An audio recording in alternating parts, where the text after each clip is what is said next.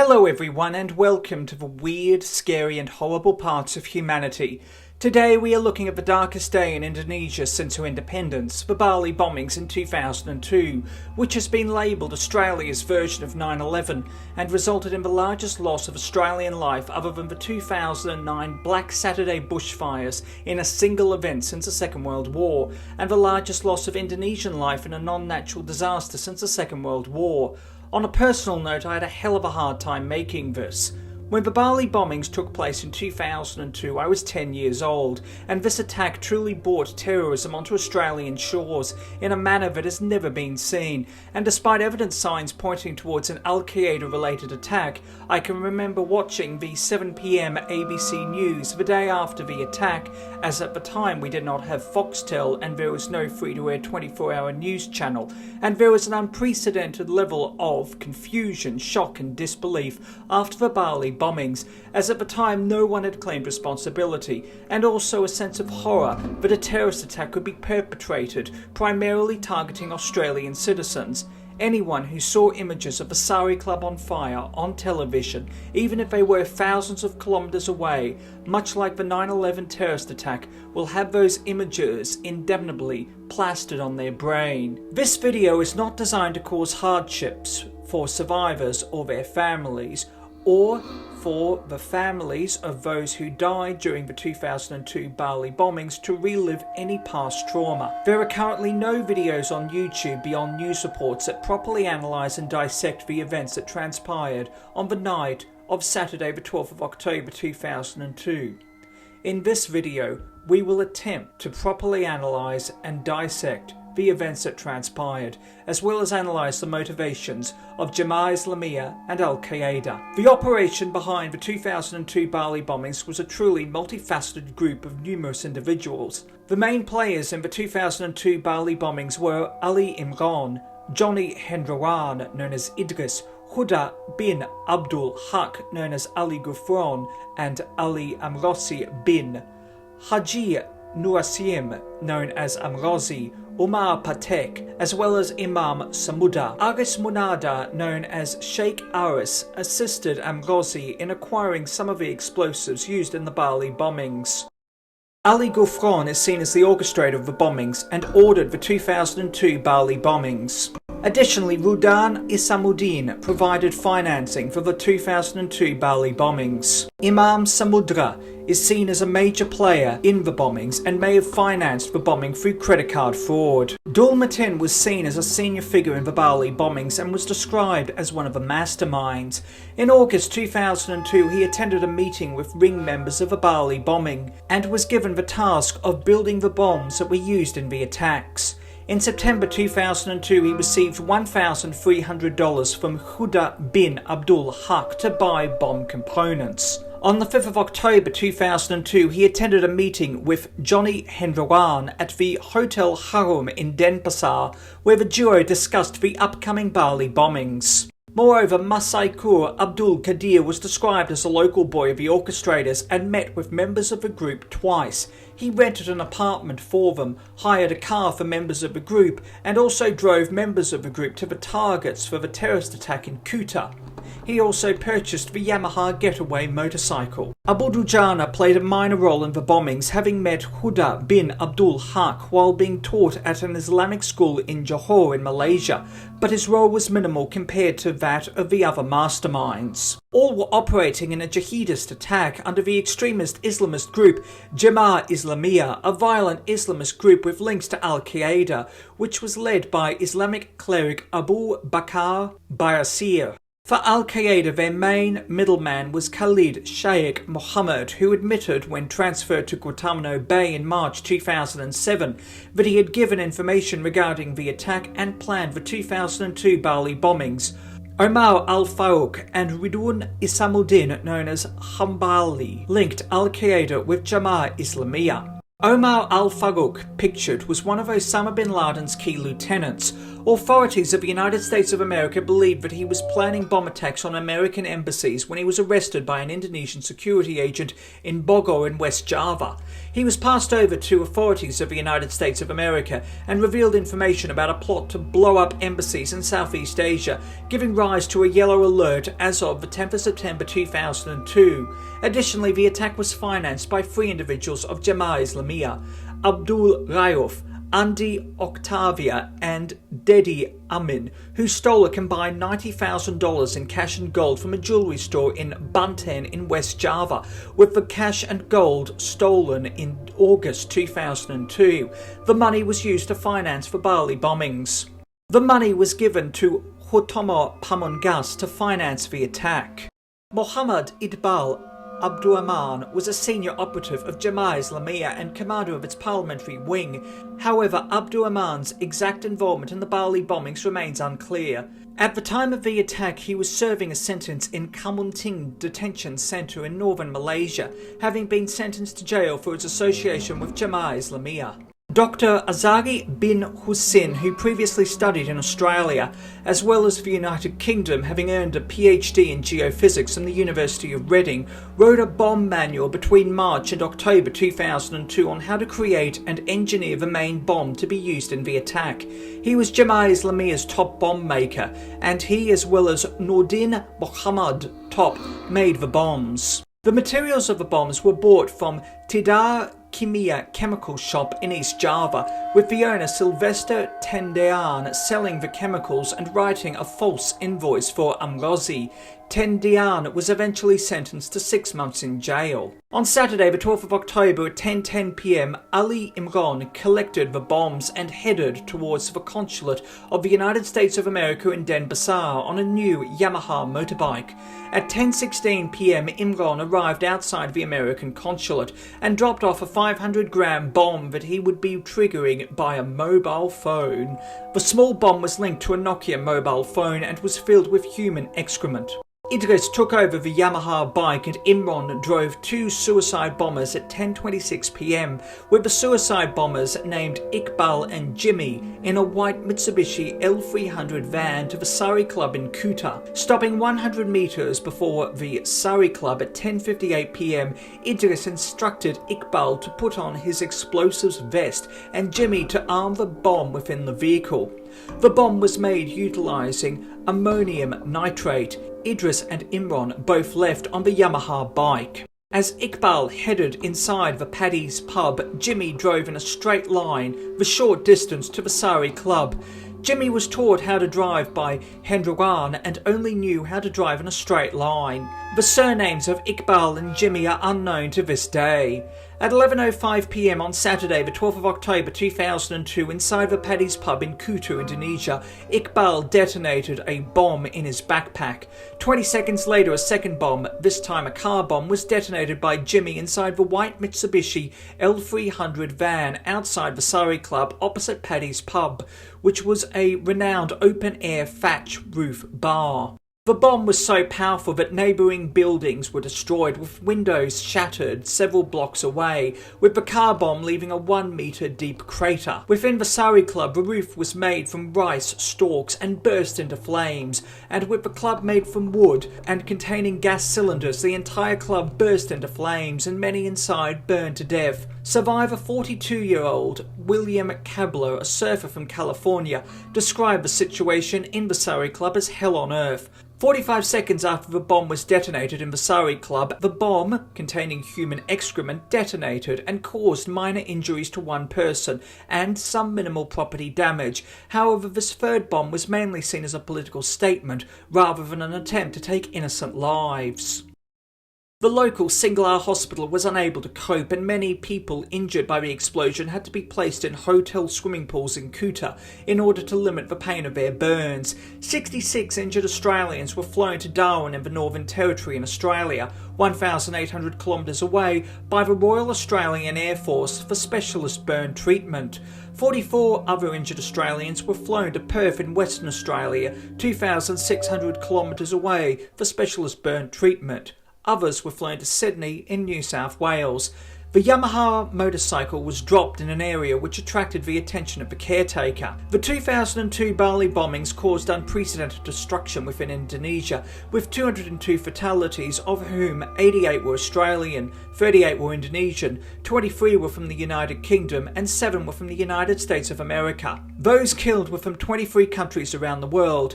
However, the nationality of 2 individuals killed was never released. The majority of those killed were aged under 40, with 20 aged under 21. Chief of Indonesian Police at the time, General Dai Bachtiar, described the bombing as the worst act of terror in Indonesia's history. But what motivated Jemah Islamiyah to commit such a horrendous attack? Well, the seeds of the attack were launched in December 2001, shortly after the 9/11 terrorist attacks. The 9/11 terrorist attacks were an attack by al-Qaeda on the United States of America, when 4 commercial airliners were hijacked, with 2 American Airlines Flight AA-11 and United Airlines Flight 175 flying into the World Trade Center. American Airlines Flight AA-77 flew into the Pentagon. United Airlines Flight 93 was also hijacked. However, passengers overcame the hijackers and the plane crashed into Stony Creek Township near Shanksville in Pennsylvania. In total, 2,977 people would die in this attack. An additional 19 al-Qaeda terrorists were killed in the attack, and 25,000 people were injured. In essence, following the 9/11 terrorist attacks, utilizing aeroplanes, and indeed an attack on the scale of 9/11, was impractical for al-Qaeda. Hence, during a meeting in a hotel room in southern Thailand in December 2001 between members of Jemah Islamiyah, Ridwan Isamuddin ordered a new strategy whereby Jemah Islamiyah would target soft targets, including nightclubs and buses. A week after the 2002 Bali bombings, a voice message, reportedly that of Osama bin Laden, was sent on an audio cassette to Al Jazeera. In the audio cassette, the individual purporting to be Osama bin Laden said that the Bali bombings were in retaliation for Australia supporting the United States of America's war on terror and Australia's role in the liberation of East Timor. The individual purporting to be Osama bin Laden stated, "You will be killed just as you kill and will be bombed just as you bomb, except more that will further distress you." During the 1999 East Timor crisis, attacks were orchestrated by pro-Indonesia militia groups on civilians, with violence engulfing the country after a majority of eligible East Timorese voters chose independence from Indonesia on the 30th of August 1999. A UN-authorised force, Interfert, consisting mainly of Australian Defence Force personnel, was deployed to East Timor to establish and maintain peace in one of Australia's closest neighbours. A combined 1,400 East Timorese citizens would be killed, with 220,000 East Timorese refugees. Additionally, 64 soldiers supporting East Timor were killed, and of the pro-Indonesian militias equating to 13,000, between 15 and 19 individuals were killed, with 301 pro-Indonesian militias captured. The conflict resulted in the defeat of pro-Indonesian militia, with East Timorese stabilisation. The war on terror was a manifestation of the 9/11 terrorist attacks. While Australia was not a large player in the war in Afghanistan initiated under Operation Enduring Freedom, particularly compared to the United States of America, the United Kingdom, Canada and Germany, Prime Minister at the time, John Howard, was in Washington, D.C. on the morning of the 9/11 terrorist attacks and invoked the 1951 Australia, New Zealand and United States Security Treaty, which saw Australia become directly involved in the war in Afghanistan, which, unbeknownst to anyone at the time, would become Australia's longest military involvement, with Australia active in Afghanistan until it announced its withdrawal on the 15th of April 2021, with Australian troops leaving Afghanistan by mid-June. It is worth pointing out that of the nationalities of people killed in the 2002 Bali bombings, 4 countries, Brazil, Ecuador, Indonesia and Taiwan, never directly supported or were involved in Operation Enduring Freedom. However, it was evident, based on the speech by the individual purporting to be Osama bin Laden, that despite 23 nationalities having been killed in the Bali bombings, Australians were undoubtedly the intended victims. Indeed, this led Jemah Islamiyah to choose Bali as a target for the attack in August 2002. But why Bali and not a direct attack on Australia? Well, Bali has been a popular tourist destination for Australians for years, and in 2001 Australians accounted for the third most visitors to Bali, and Bali was the top tourist destination for Australian residents between 1999 and 2000, accounting for 13% of overseas trips for Australians. In 2001, 1,500,057 Australians aged between 25 and 34 and 1,364,009 Australians aged between 35 and 44 travelled to Bali. So given the proliferation of Australians in Bali, as well as al-Qaeda and Jemah Islamiyah's strong connections in Indonesia, it made perfect sense for al-Qaeda to choose Bali in an attack directly on Australians. Al-Qaeda gave Jemah Islamiyah $30,000 to fund the attacks. Much of this money was used for the living expenses and logistical details, with the cost of the bomb-making materials and the vehicles equating to less than $10,000. Following the attack, Al-Qaeda leaders were described as very happy with the attack and gave Jemah Islamiyah $100,000.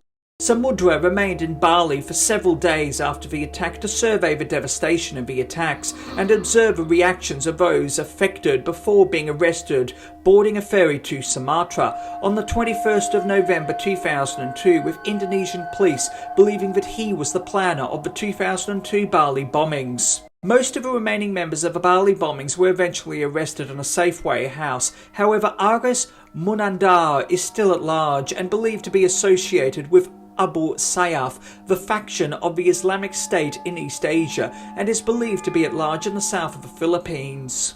Upon their arrest, Indonesian police found Amgozzi's mobile phone, which they linked to the bomb outside the consulate of the United States of America in Denpasar. Bags of chemical ingredients for bombs were also found in Amgozzi's house, and soil samples taken from outside his home showed traces of the primary chemical used in the Surrey Club bomb. Police also found receipts for the purchase of the chemicals used to make the bombs. Copies of speeches by Osama bin Laden, as well as radical Indonesian Muslim cleric and leader of Jemah Islamiyah, Abu Bakar Bashir, were found in Amgozzi's house. On the 30th of April 2003, Amgozzi was charged with buying the explosives in the van used in the Bali bombings. He joked and laughed about his case during the court proceedings. On the 8th of August 2003, he was sentenced to death. He gave a thumbs up sign when convicted and said that he was happy to die a martyr. On the 8th of September 2003, Dedi Amin was sentenced to 15 years in jail for providing funds for terrorist activities. On the 10th of September 2003, Imam Samudra was sentenced to death. Ali Imran, Amgozzi's brother, expressed remorse for the attack and cried during his trial, and as a result avoided the death penalty. He was sentenced to life in prison on the 18th of September 2003. Ali Gufran was sentenced to death on the 1st of October 2003.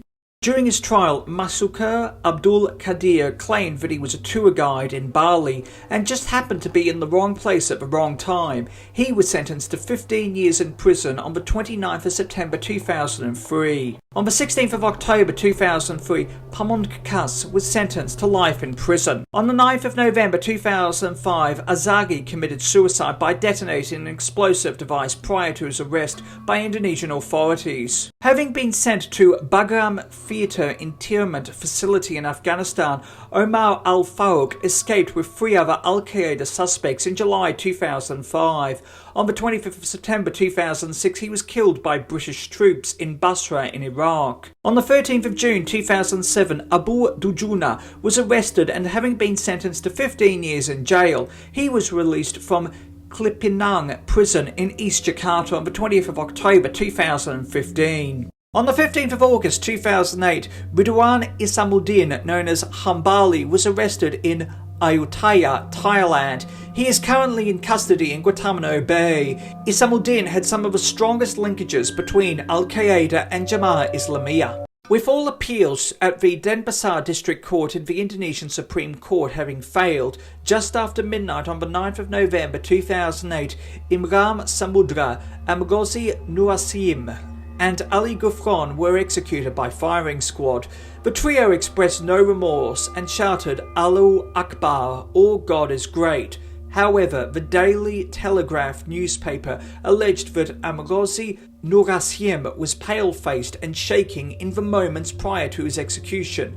Mukhlas and Amrozi's bodies were flown by helicopter to Tenggulan, Lamongan, East Java, while Imam Samudra's body was flown to Serang, Banten on board a Merpati Nusantara Airlines flight.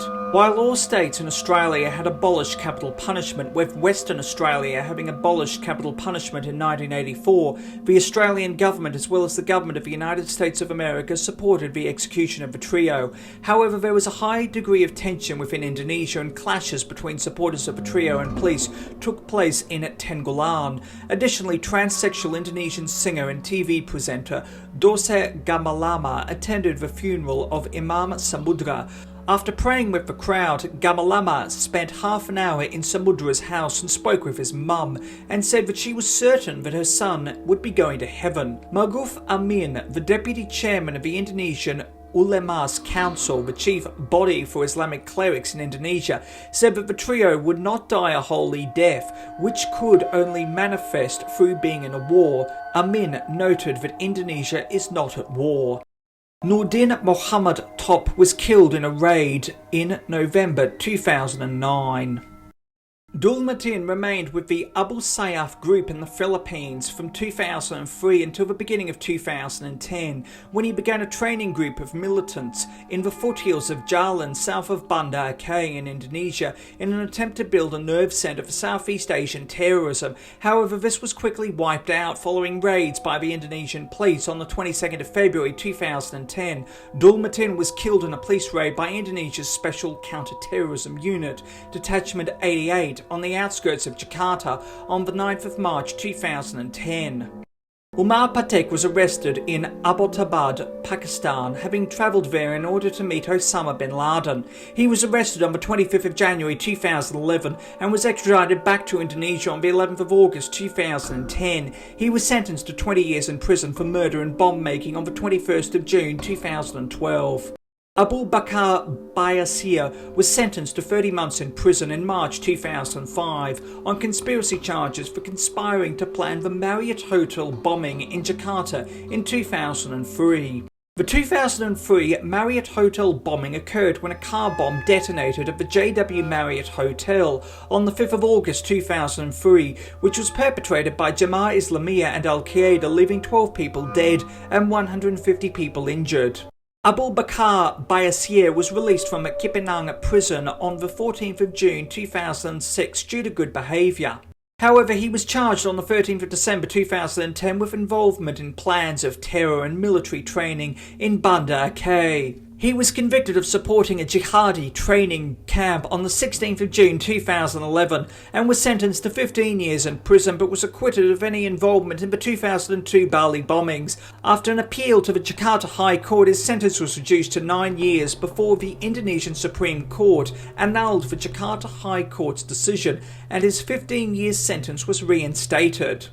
On the 8th of January 2021, he was released from a Jakarta prison and forced into a de-radicalisation program by Indonesian authorities. Johnny Hendran was trialled for participation in the Bali bombings and the JW Marriott hotel bombing in April 2004. On the 24th of April 2004, he was cleared of charges for participation in the Bali bombings, but was sentenced to 10 years in prison for participating in the JW Marriott hotel bombing. He was released in 2009 after serving 5 years and 10 months in prison, and stated to Australian media that he would willingly wage jihad on Indonesian soil again.